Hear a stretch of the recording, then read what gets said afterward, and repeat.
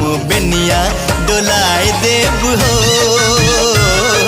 छुए न देबै पसीनवा गोरी हम बेनिया डोलाए देव हो।